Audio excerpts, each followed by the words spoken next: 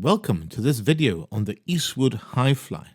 This is a guitar famously used by Kurt Cobain on many of his albums. I won't go into any of the intricate details on the guitar and its history, as I'm sure there are many Nirvana fans who know the story and can tell it down to a T. Instead, we're going to focus on the guitar itself and upgrades which I have carried out to the instrument. This guitar belongs to a friend of mine, and as soon as it arrived, he wasn't happy with it. Unfortunately, the guitar was shipped from the States to Europe, and the shipping to return the guitar was quite prohibitive. He decided that he wanted to upgrade the guitar in order to make it play better and be more reliable. There are several issues with this guitar straight out of the box. Number one, the nut. The nut was completely cut incorrectly. As you can see in the picture, the B and the G strings are cut in an opposite angle as to where the strings are supposed to go. In fact, when I was first playing the guitar to inspect the issues, I showed my teenage daughter and she said, "Dad, why don't you just turn the nut around?"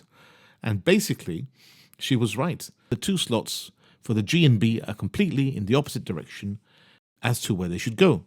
This was causing the two strings to bind and the guitar to have terrible tuning issues. So this is the first thing we replaced. To address the issue with the nut, we decided to simply replace it. We chose a Pickboy graphite nut, which is self-lubricating. This means that the strings will glide more easily over the nut slots. So we removed the old nut, cleaned up the area, and then installed the new one, applying a small amount of PVA glue to hold it in place. Once this dried, the nut slots were then cut correctly. Issue number two. The second issue with this guitar, and I think the main one, is the poor quality of the bridge that's installed.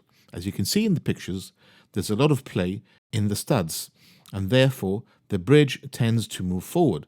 This seems to happen with this type of bridge arrangement, and is quite common. However, the angle on this bridge is far too much, and is going to affect the guitar's playability. We attempted to wrap PTFE tape around the studs on the frets so that the bridge wouldn't sit so far forward.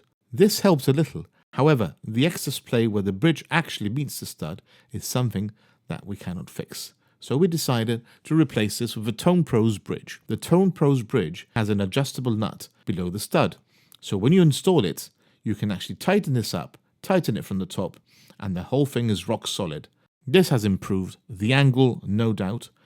The bridge sits nice and firm on the guitar at a correct angle and doesn't move forward much. It's also improved the intonation and the adjustability of the bridge. The bridge has better adjustments than the original, and therefore the guitar can be intonated and will play in tune better. Issue number three. The third issue with this guitar was the fretboard. The fretboard was very light in color and also very dry. It showed some grey striations and marks, and there was also some imperfections. So to improve this, we purchased Monty's Montypresso Relic Wax. This is applied in the form of a paste onto the fretboard. The fretboard is then darkened and nourished.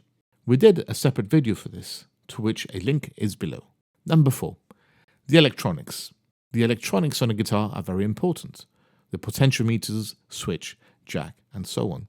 The ones included in this guitar seem to be no brand, mini pots, a standard switch, and a standard jack. The guitar sounded very dull as well, to my ears and to that of my friend.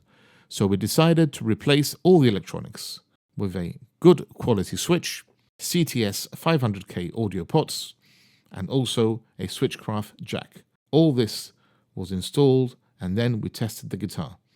So in summary, all these upgrades have made the guitar play, look, and feel better. The Montypresso's wax has made the fretboard look darker, richer, and smooth. This means it's easy to play and better to look at. The Graphtec self-lubricating nut will make the guitar better to play, as tuning will be more stable. The strings will slide more easily across the nut slots, and this means that we have repaired the original issue with the nut that was incorrectly cut. The new electronics will be more reliable and easy to operate.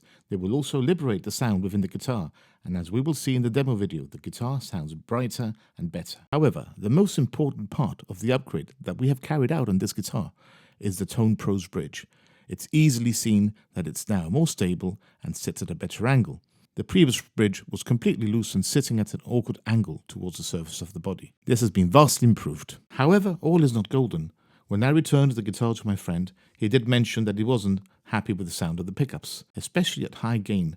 The notes aren't clearly distinguishable when he uses his high gain amp or pedal.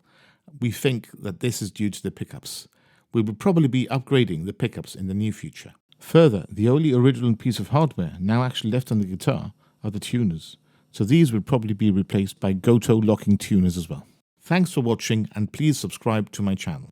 Here is a demo of the guitar with clean tones coming through a Blues Junior, which is mic'd up with an SM57 and is going straight to a DAW. There is no extra processing.